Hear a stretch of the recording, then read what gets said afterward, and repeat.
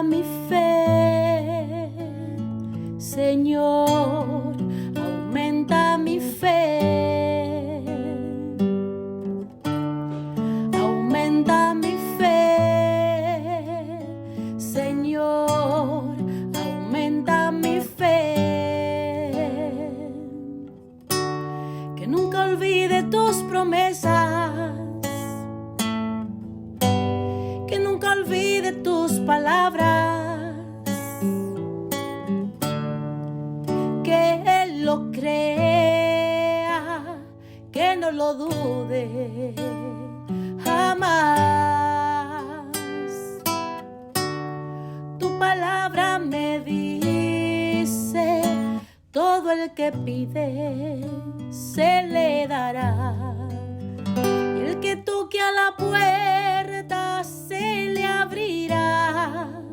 Todo es posible, todo es posible para ti, Señor. Aumenta mi fe, Señor, aumenta mi fe, aumenta mi fe, Señor, aumenta mi fe, aumenta mi fe, aumenta mi fe, aumenta mi fe, aumenta mi fe, aumenta mi fe, aumenta mi fe, aumenta mi fe, aumenta mi fe, Señor.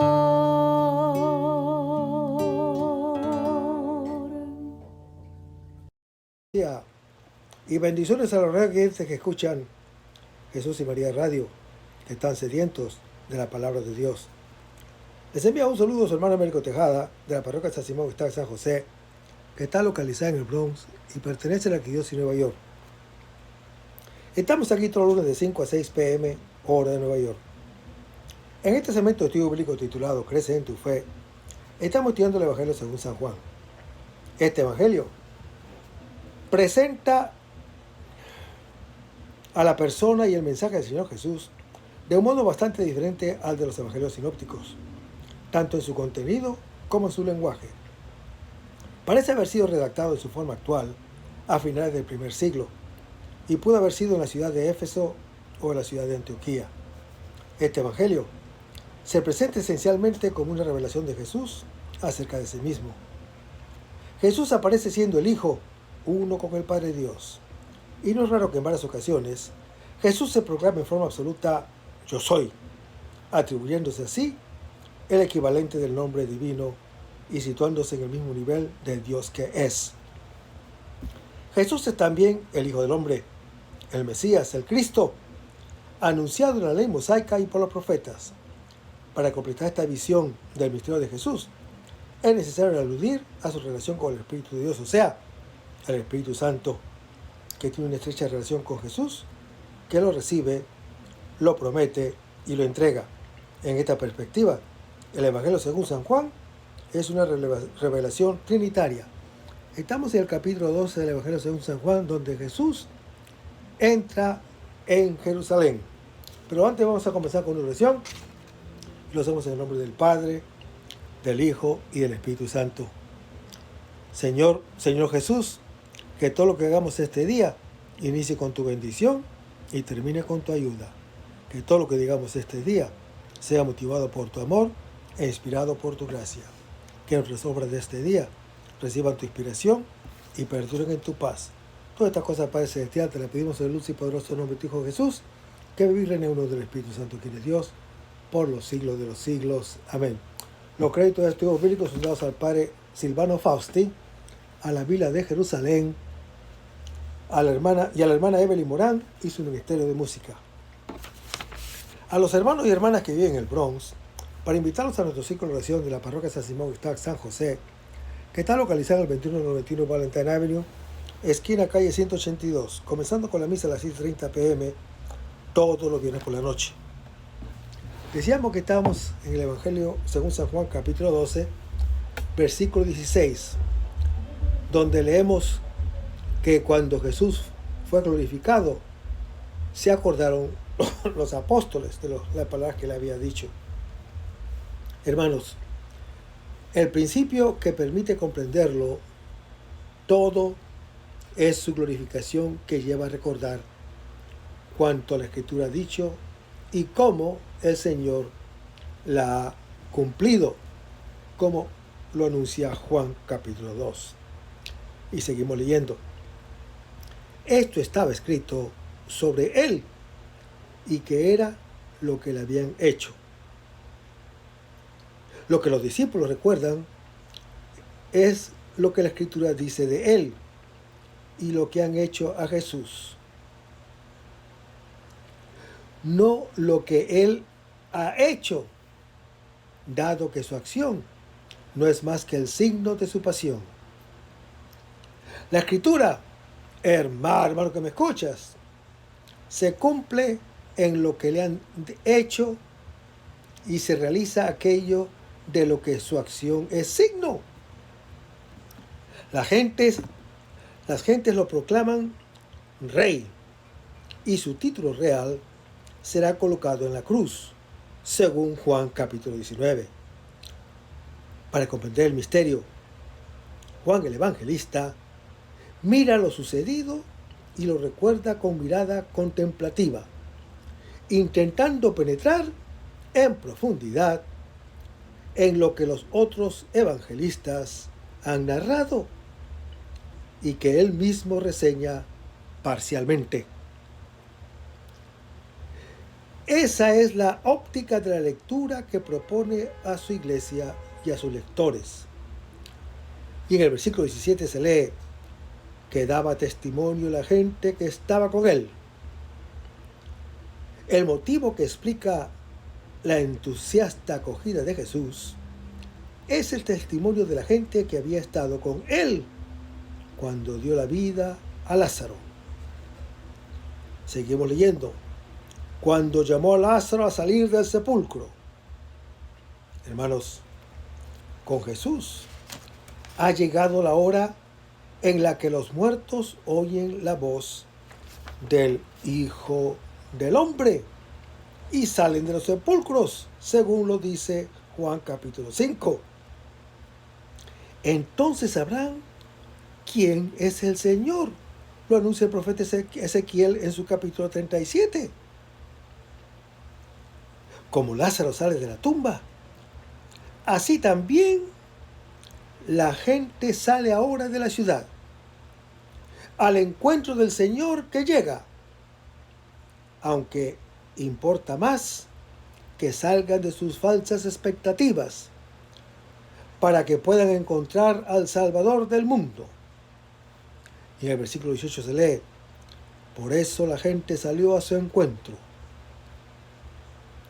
Hermanos, el Señor Jesús es recibido como el triunfador sobre el último enemigo del creyente, como está en 1 Corintios capítulo 15. ¿Y cuál es el último enemigo que destruye el Señor Jesús? La muerte. La muerte ha sido destruida ya definitivamente por el Señor Jesús. Pero claro, en México hay muchos ignorantes que todavía le rinden culto a la Santa Cruz. No, a la Santa Cruz no, perdón. A la muerte, a la Santa Muerte. La muerte ha sido derrotada por Jesús. La muerte, la muerte, la muerte. Y esta gente les rinden culto a la Santa Muerte. No saben que la Santa Muerte, como dicen ellos, creen de que existe, pero ya no existe porque Dios, el Señor Jesús, la derrotó. Y ese fue el último enemigo a quien derrotó el Señor Jesús, a la muerte.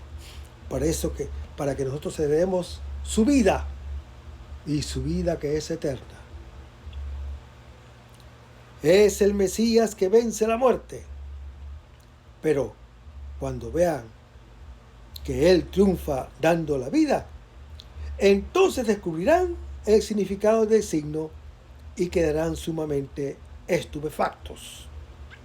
Verán un hecho que jamás se les han contado y comprenderán lo que nunca habían oído. Lo anuncia el profeta Isaías en su capítulo 52. Y en el versículo 19 se lee: los fariseos se dijeron entre sí.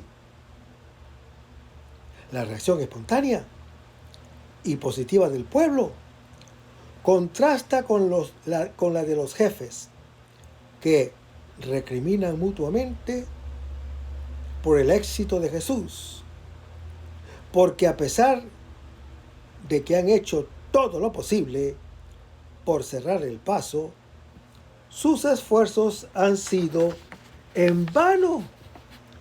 Las tinieblas han intentado poner diques a la luz, pero sin éxito.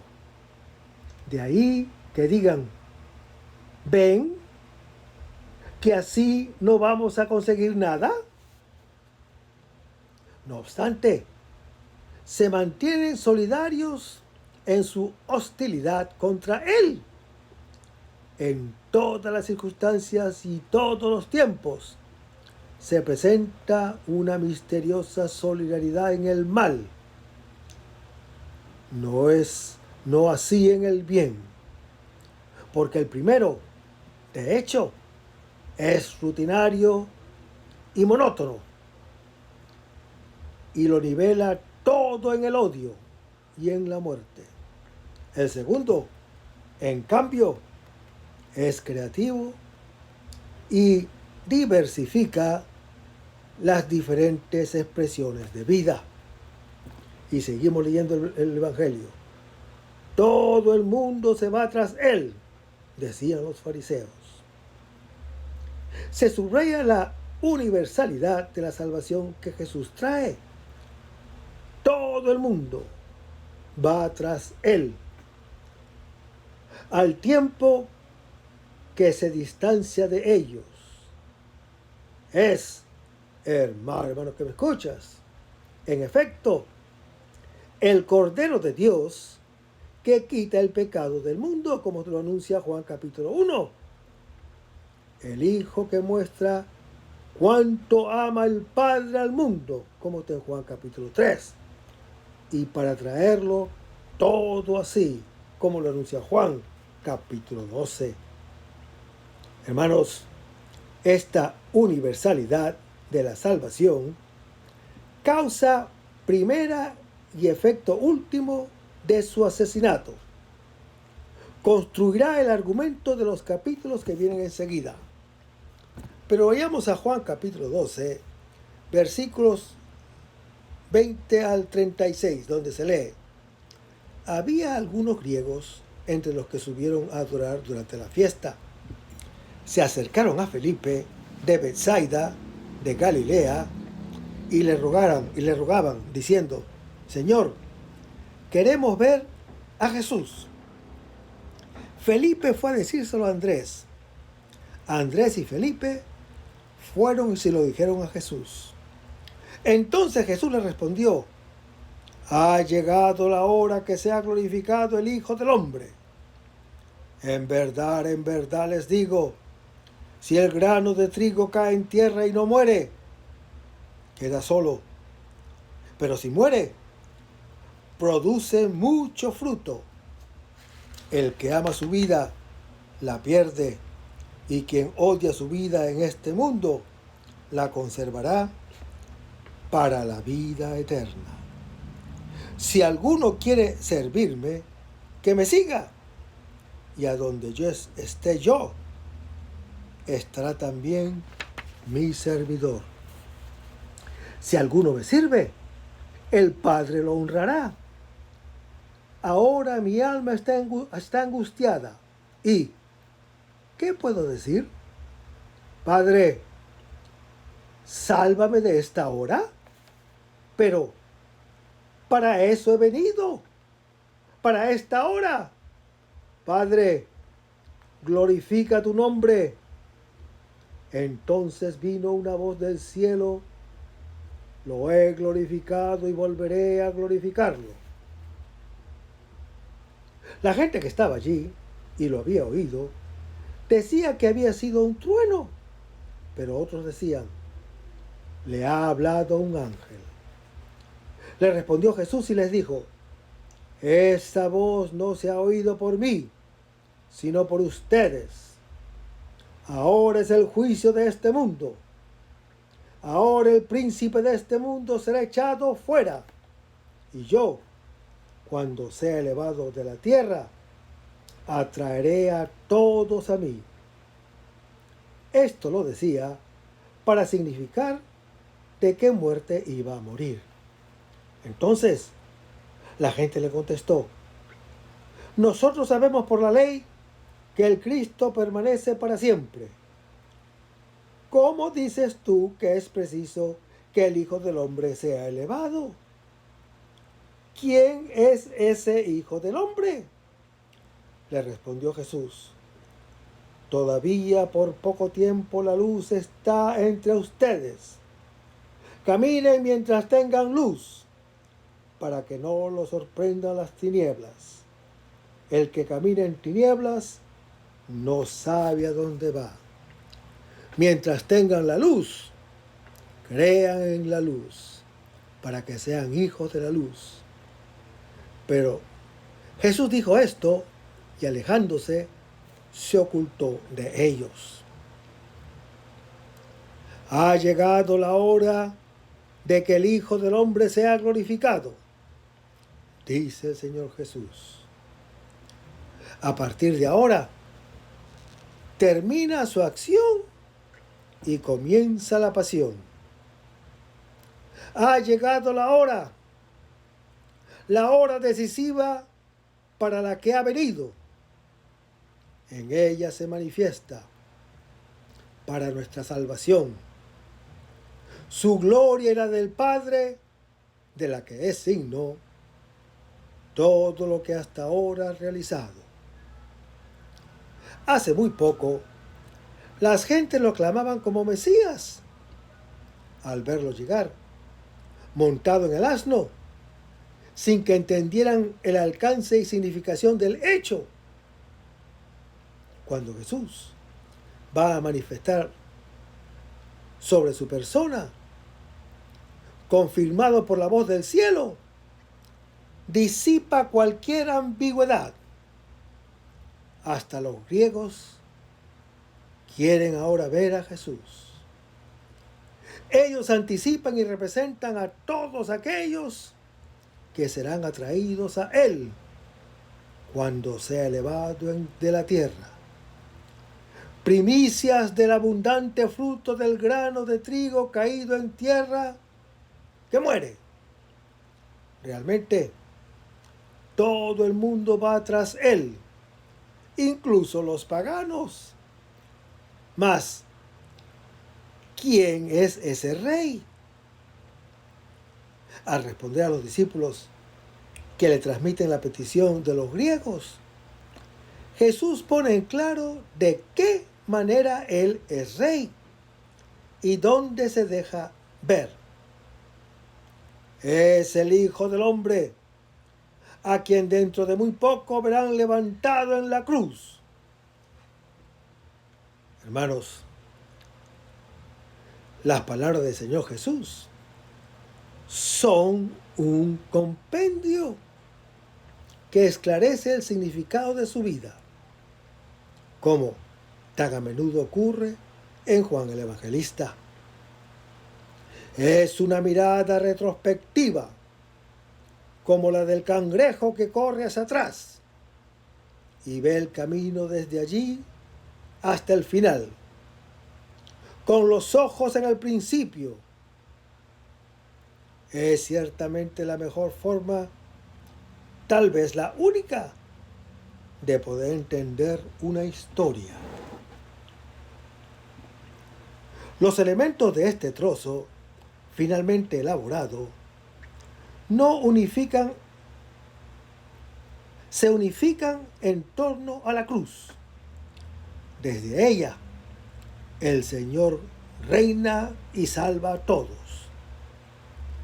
En su ser elevado de la tierra, llega la hora del Hijo del Dios, que en su amor de hermano revela el del Padre.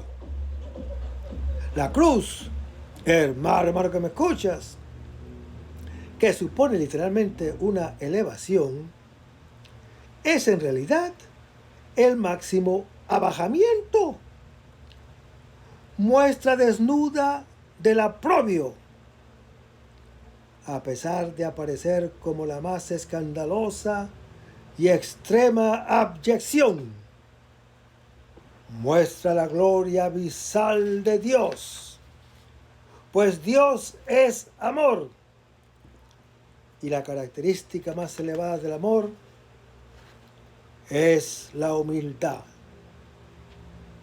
Estos versos contienen la petición de los griegos de ver a Jesús y empalman perfectamente con el trozo anterior, en donde los fariseos hacen la rabiosa comprobación de que todo el mundo va tras él. Jesús responde indirectamente, hablando de su muerte, en la que todos podrán ver lo que ningún ojo humano jamás ha visto, como lo anuncia 1 Corintios, capítulo 2. Después de la unción en Betania y la entrada real en Jerusalén, ha llegado la hora de la glorificación del Hijo del Hombre, que es la de la semilla que muere para producir mucho fruto.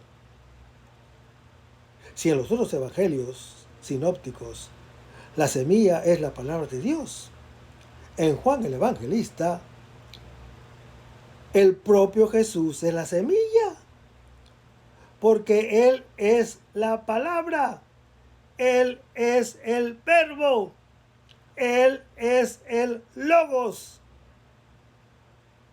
A su gloria queda asociado todo el que quiere seguirlo en su mismo camino. Después de anunciar su muerte como don fecundo de la vida, el Señor Jesús se muestra profundamente consternado, emoción que evoca la agonía del huerto y rememora la voz venida del cielo y lleva a pensar en la escena de la transfiguración. En unas pocas líneas, hermano que me escuchas, Juan el Evangelista vincula la experiencia del Getsemaní y la del Tabor, que los otros evangelios sinópticos refieren en orden inverso y a gran distancia la una de la otra.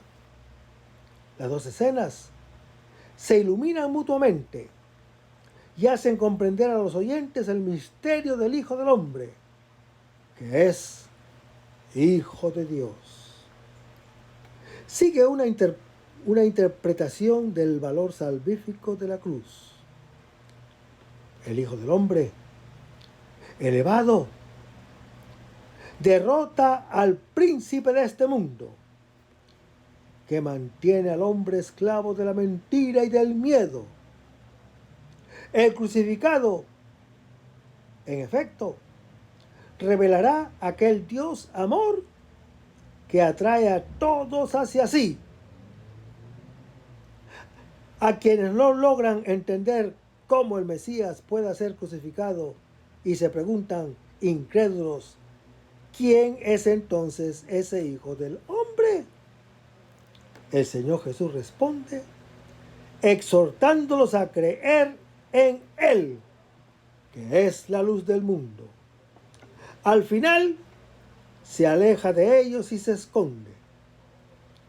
El trozo siguiente contiene una reflexión del evangelista sobre el misterio de la incredulidad frente a la cruz. Incredulidad ya prevista por los profetas, seguida de un último grito del Señor Jesús que invita a creer en Él y en sus palabras. El centro del fragmento se ocupa de la elevación del Hijo del Hombre.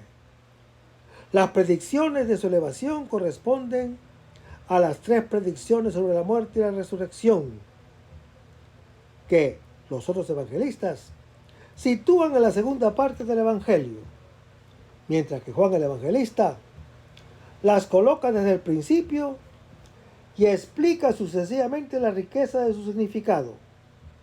Primero, como una revelación del amor del Padre y salvación del mundo, como está en Juan capítulo 3. Luego, como conocimiento del yo soy, como está en Juan capítulo 8. Y finalmente, como glorificación del Padre y del Hijo, victoria sobre el mal y atracción de todo creyente por Dios.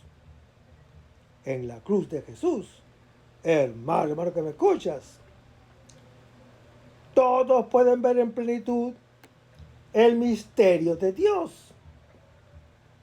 Tanto los judíos como los paganos podrán conocer y acoger al Mesías, que es el Salvador del mundo, con solo mirar a lo alto, hacia el Hijo del Hombre elevado.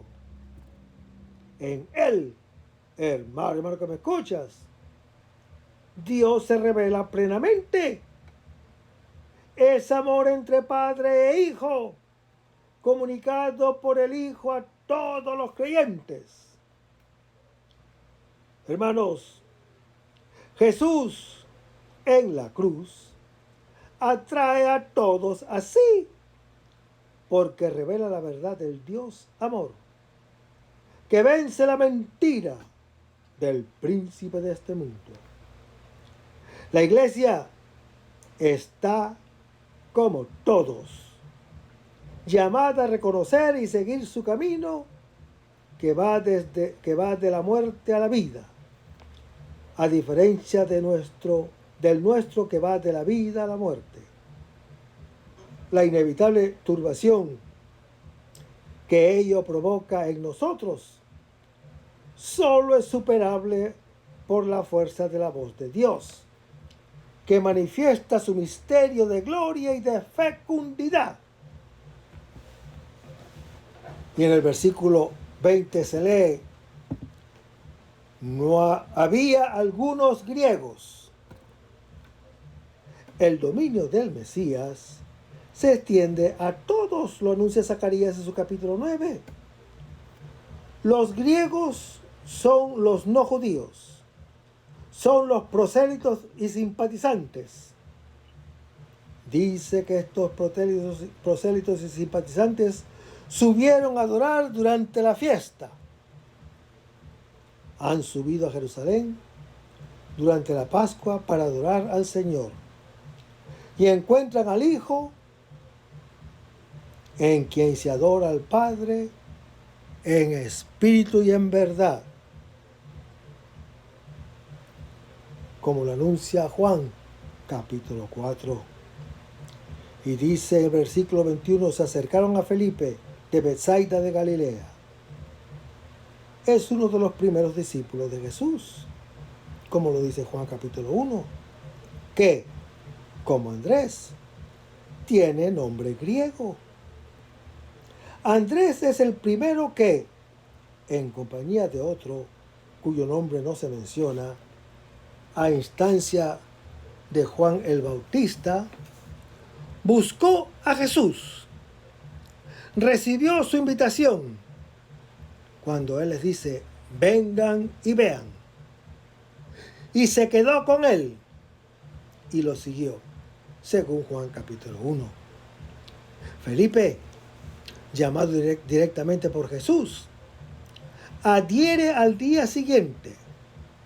Ambos proceden de Betsaida, casa de la pesca. Y los griegos decían: queremos ver a Jesús. Hermanos, ver significa conocer. Ver significa adherir. Ver significa creer. La fe es ver. Los griegos deseaban ver la luz que viene del mundo para iluminar a todo creyente. Hacen saber su deseo a Felipe, no directamente a Jesús, con lo que se da a entender que los griegos, y nosotros entre ellos, tendrán acceso a Jesús a través de sus discípulos. Y en el versículo 22 se lee: Felipe fue a dárselo a Andrés. Andrés y Felipe fueron y se lo dijeron a Jesús. Andrés y Felipe aparecen juntos aquí. Son los primeros discípulos que al enterarse del querer de los paganos de ver a Jesús, luego de hablar entre sí, lo transmiten a Jesús. Y el versículo 23 se lee: Jesús le respondió. Hermanos, Jesús no responde a los griegos, sino a los discípulos, encargados de proseguir su misión, indicándoles dónde ellos y todos los demás encontrarán al Señor: en la cruz, en donde se abate todo muro de separación, se destruye toda enemistad y se anuncia la paz a los lejanos y a los cercanos, a los paganos y a los judíos, como lo anuncia Efesios capítulo 2. Las palabras siguientes constituyen la exposición sintética que Jesús hace del sentido de su vida, propuesta a todo creyente de cualquier lugar y de todo tiempo. Y dice que Jesús exclama: ha llegado la hora. La hora, por primera vez anunciada en Caná, en Juan capítulo 2, ha llegado. Todo el día de Jesús culmina en esta hora. Es la hora de la glorificación del Hijo y del Padre. Ha llegado la hora de que sea glorificado el Hijo del Hombre. Hermanos, en Juan el Evangelista, la vida de Jesús es vista en la perspectiva de esta hora, iluminada por la gloria de Dios, que es amor, que se manifiesta en la cruz. En ella, el Hijo del Hombre glorificado revela a Dios como Dios, en su radical distancia de todas las imágenes que el hombre se haya fabricado o pueda fabricarse de él.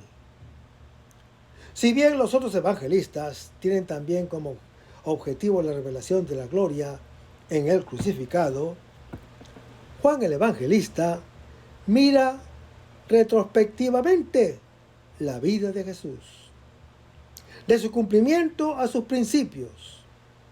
Por eso hemos dicho que todo su evangelio es una transfiguración, porque lee todo evento como signo de la gloria. Y en el versículo 24 se lee que Jesús les dice: en verdad les digo. Hermanos, con esta solemne fórmula de revelación divina, el Señor Jesús dice a quienes quieren verlo dónde lo pueden hallar: elevado en la cruz. Esta es su gloria, el misterio de la fecundidad y de vida de la semilla que muere. Y Jesús dice: si el grano de trigo queda solo. Tomando un ejemplo de la creación, Jesús señala el misterio de la nueva creación. Él, que es la palabra, Él, que es pan y vida, se compara con la semilla de trigo, que explica su fuerza vital precisamente al caer en la tierra. Es idéntico el destino de la semilla, que produce fruto según su especie, al del Hijo del Hombre. Como la semilla cae en la tierra, muere y produce fruto abundante. Jesús, hermano que me escuchas, elevado de la tierra, atrae a todos los creyentes y les comunica su vida de Hijo de Dios. Con esta parábola, el Señor Jesús expresa la necesidad divina de la cruz, que produce vida por medio de su propia muerte. Si el Hijo único no comunica su propia vida a los hermanos, queda solo. El unigénito queda como único hijo. En tal caso, no sería hijo de Dios, ya que no viviría en el amor que el Padre siente por todos sus hijos. Si no amara a los hermanos, perdería su identidad de hijo de Dios. Lo mismo vale para todo creyente creado en Él. El egoísmo es estéril. La semilla que pretendiera conservarse, quedaría sola y perdería su cualidad de semilla, puesto que no comunicaría vida. Una vida que no se dona está muerta. Pero si muere, produce mucho fruto, dice el Señor Jesús. Hermanos, el grano que muere es fecundo, pues dando vida, se convierte en principio de vida. El Hijo es glorificado como la semilla que muere. Dando la vida, se revela igual al Padre. Principio de vida para todos. Los griegos que quieren ver a Jesús son la primicia de esa cosecha de fecundidad. Y en el versículo 25 se lee: el que ama su vida la pierde, dice el Señor Jesús. Es el eco de palabras que el Señor Jesús dirige a los discípulos y a las gentes en Marcos capítulo 8. El que quiera salvar su vida la perderá. Sentencia de validez universal. El egoísta, apegado a su propia vida, se repliega sobre sí y queda solo. Echa a perder su vida, toda vez que la vida es relación y amor. Quien intenta contener la respiración muere sofocado. Se vive porque se inspira y se expira. La vida circula en cuanto recibida y dada por amor. Quien odia su vida en este mundo la conservará para la vida eterna, dice el Señor Jesús. Corresponde al dicho del Señor Jesús cuando dice: el que pierda su vida por mi causa y por el Evangelio se salvará, en Marcos capítulo 8. Odiar se contrapone a amar. Conservar para la vida eterna, a perder la vida. Por paradójico que parezca, es cierto que el que ama su vida la pierde, incluso en el presente. Quien la odia se realiza plenamente y la conservará, incluso para el futuro, pues la vida es amor, que se realiza en el don de sí. Es como la semilla, solo es fecunda si cae en la tierra y muere. Quien odia su vida, la ama verdaderamente, porque ya no está más lejos del dominio del príncipe de este mundo, que lo retiene en la muerte. Ha vencido al maligno, padre de la mentira y homicida, como está en Juan capítulo 8, y es hijo del Padre de la verdad, que da la vida. Y en el versículo 26 se lee: si alguno quiere servirme, La invitación que en Marcos 8 hablaba de ir tras Él, en Juan el Evangelista, habla de servir a quien antes se ha hecho siervo de los hermanos. Servir es la expresión concreta del amor de Dios. El amor es siervo de la vida. El que no ama es esclavo de la muerte. Y Jesús sigue diciendo, si alguno quiere servirme, que me siga. Jesús invita a quien quiere ser como Él a seguirlo, haciendo su mismo camino. Y Jesús dice, donde esté yo, allí también estará mi servidor. ¿Dónde vives? Son las primeras palabras dirigidas a Jesús en Juan capítulo 1. La morada de Jesús es el Padre, que ama al Hijo, como está en Juan capítulo 5. Y tanto ama al mundo que le da a su Hijo, lo dice Juan capítulo 3.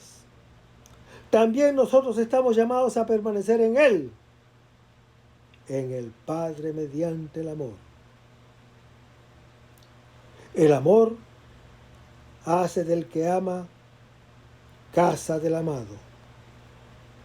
Uno habita allí donde está con su corazón, más que con el cuerpo. Al seguir al Señor Jesús, que se hace siervo, también nosotros estamos donde está Él. Permanecemos con Él, según Juan capítulo 15. Vivimos como Él en el Padre y viceversa, como lo anuncia Juan capítulo 14. Hermanos, Jesús llama a su discípulo mi servidor, confiriéndole su misma dignidad de hijo, que pone su propia vida a servicio de los hermanos. Y el Señor Jesús dice, si alguno me sirve, el Padre lo honrará. El que se hace siervo es honrado por el Padre como hijo. El que ama y sirve hasta dar la vida ha vencido la muerte. Tiene la vida y recibe aquel nombre que está sobre todo nombre, como lo anuncia el apóstol Pablo en su epístola a los Filipenses, capítulo 2. Y en el versículo 27 se lee, ahora mi alma está angustiada, dice el Señor Jesús.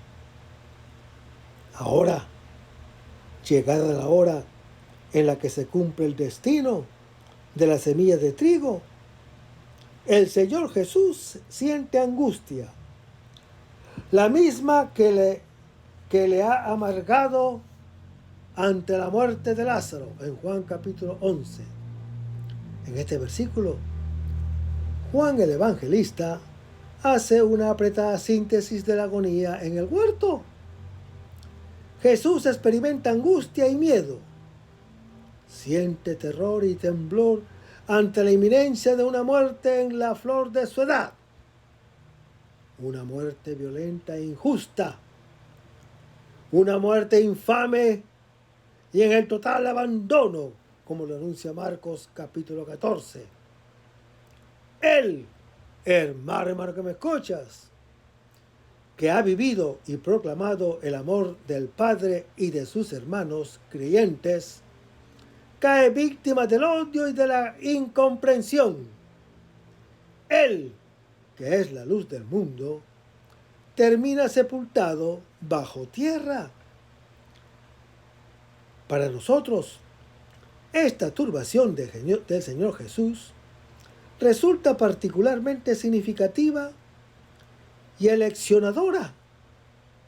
De no ser así, estaríamos solos y aturdidos ante aquello que nos sume en la desolación y la confusión.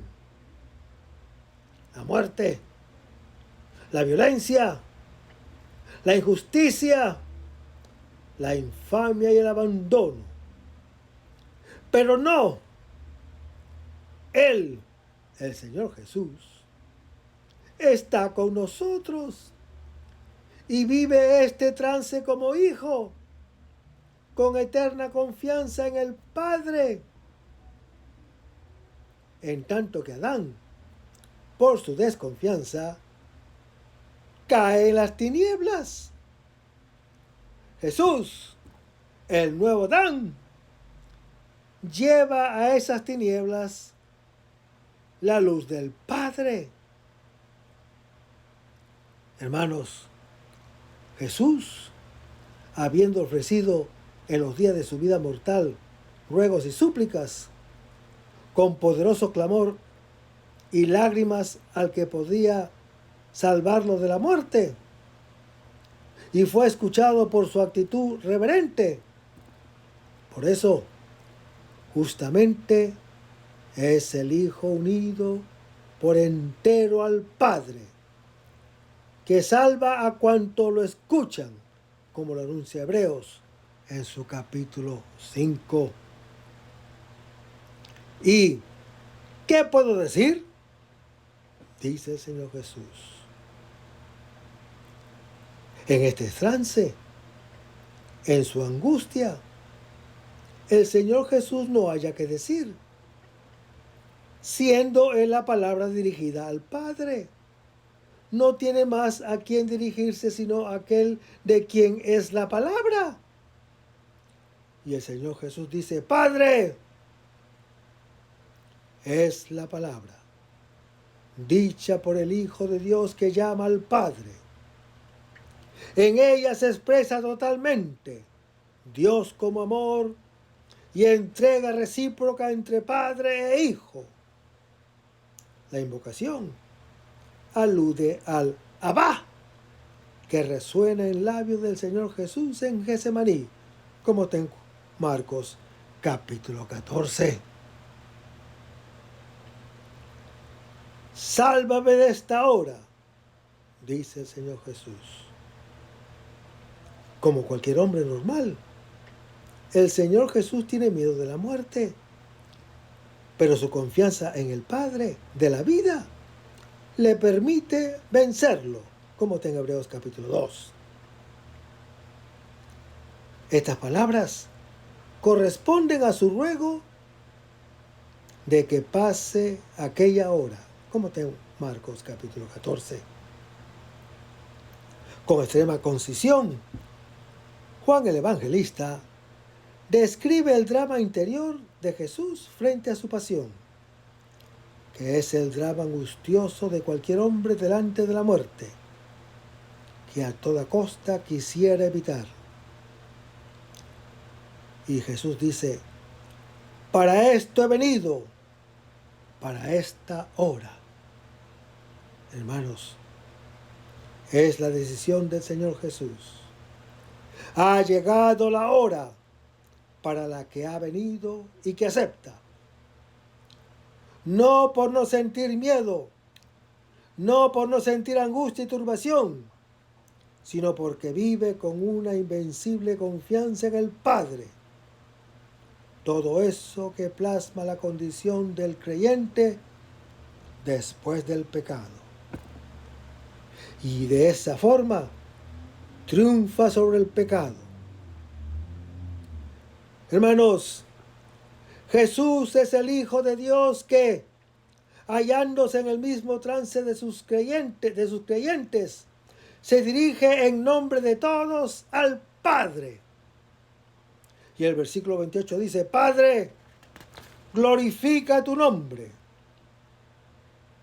Jesús pide al Padre que glorifique su nombre, que se dé a conocer por su medio, como Padre.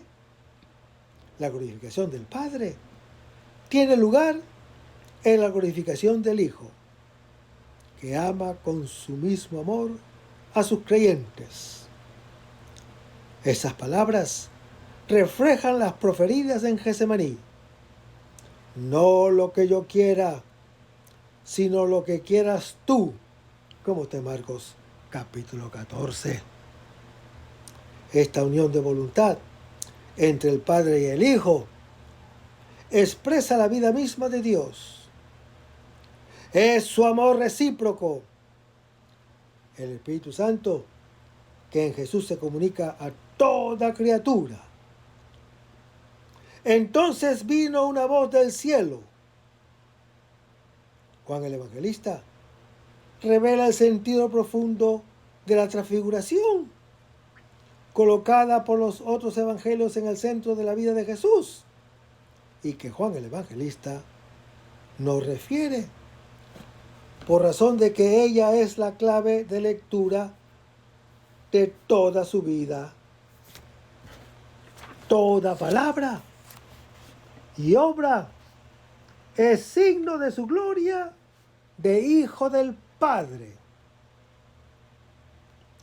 Al Hijo del Hombre, que en su agonía lo invoca como Padre, responde la voz del cielo reconociéndolo como Hijo.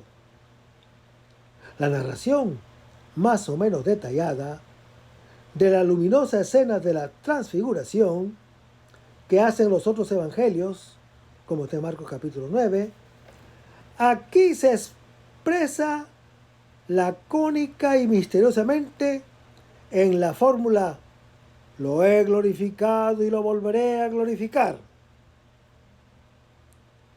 La palabra glorificar, el verbo que nos dice su objeto, se refiere al nombre del Padre, a quien se acaba de invocar. Pero la glorificación del Padre se da en la del Hijo, que nos revela y nos ofrece el amor del Padre. El nombre del Padre ha sido glorificado en el bautismo de Jesús por el don del Espíritu Santo, que lo constituye Hijo suyo y hermano nuestro, pero ha sido glorificado sobre todo mediante las obras que el Padre le ha dado a realizar. Signos de la gloria común a ambos. Y volveré a glorificarlo. El Padre glorificará su nombre en la cruz, cuando el Hijo entregue su Espíritu Santo y revele su gloria como unigénito del Padre, y lo glorificará aún en la historia, en los incontables creyentes que vivirán de su amor de Hijo de Dios y conocerán al Padre. Y el versículo 29 se lee: la gente que estaba allí lo había oído y decía. La gente que ha oído la voz ha intuido que el fenómeno tenía un indudable origen divino. Algunos dicen que fue un trueno, voz de Dios, como está en Éxodo capítulo 19, Deuteronomio capítulo 5, Job capítulo 27. Señor del trueno, como lo anuncia el Salmo 29. Y quienes afirman que fue un ángel, una voz que le comunica un misterio divino, como está en Lucas capítulo 22. Y el resto, hermano que me escuchas, lo vamos a ver en el próximo segmento. Manténganse en sintonía. Vamos a despedirnos con una oración. Lo hacemos en el nombre del Padre, del Hijo y del Espíritu Santo. Señor Jesús, ayúdanos a conservar el fervor espiritual, la dulce y confortable alegría de evangelizar, incluso cuando hay que sembrar entre lágrimas, como Juan el Bautista, como lo hicieron los apóstoles Pedro y Pablo y los otros apóstoles, y también que esa gran multitud de evangelizadores que se han sucedido a lo largo de la historia de la Iglesia Católica, con un ímpetu interior que nada ni nadie sea capaz de extinguir. Señor Jesús, que sea esta la mayor alegría de nuestras vidas entregadas al Evangelio, y ojalá que el mundo actual pueda así recibir la buena nueva de tu Evangelio, porque tenemos la tarea de anunciar el reino de Dios y de implantar tu iglesia en este mundo que todavía no te conoce. Todas estas cosas, Padre Celestial, te las pedimos en el luz y poderoso nombre de tu Hijo Jesús, que vive y reina uno del Espíritu Santo, que eres Dios, por los siglos de los siglos. Amén. Que el Señor nos bendiga. Hasta el próximo segmento.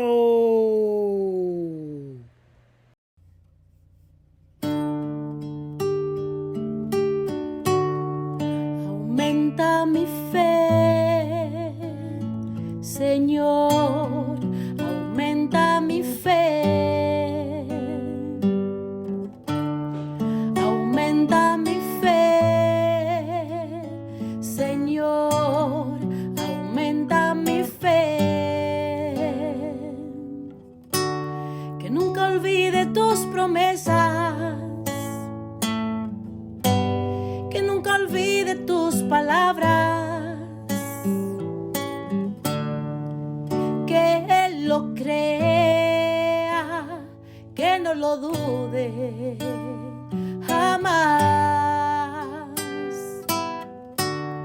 Tu palabra me dice, todo el que pide se le dará, y el que toque a la puerta se le abrirá. Todo es posible, todo es posible para ti, Señor. Aumenta mi fe, Señor, aumenta mi fe. Aumenta mi fe, Señor, aumenta mi fe. Aumenta mi fe, aumenta mi fe, aumenta mi fe, aumenta mi fe, aumenta mi fe, aumenta mi fe, aumenta mi fe, aumenta mi fe, Señor.